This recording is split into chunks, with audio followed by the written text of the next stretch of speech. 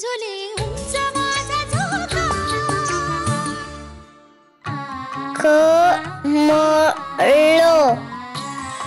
कमळ कमळ हो हो कमळ होत कमळ होते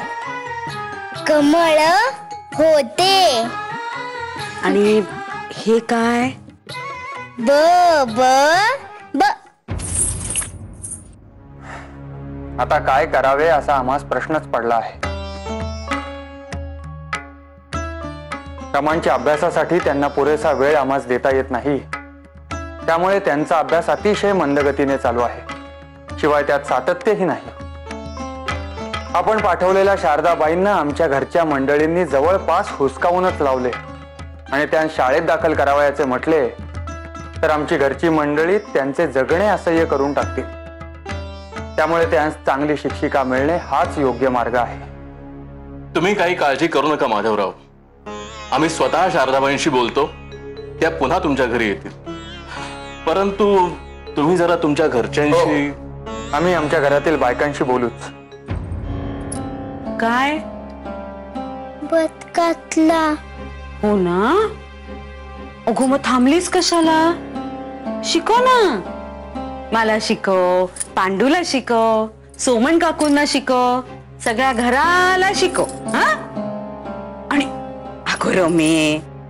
अगो इथे कशाला बसलीयस अभ्यासिकेत नाही का बसायचे निवांतपणे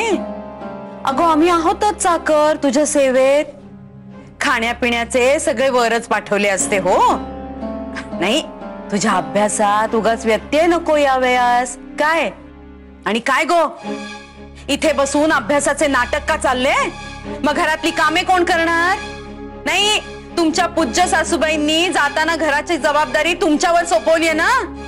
मग ही अशी बुके वाचून का सांभाळणार घर का माहेरून येताना 2-4 गडी माणसं आणली आहेत दिमतीला नाही ना मग काय आता आम्हाला बांधणार वाटतं दावणीला चला हे ठेवा सगळे बाजूला आणि स्वयंपाकघरात चला कामाला नाही सारे करतोय आम्हीच पण निदान टिळा लावायला तरी या या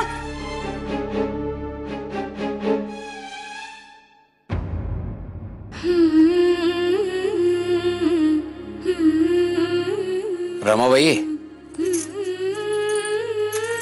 तुमच्या भरवशावर माईसाहेब करविराज गेलेत ना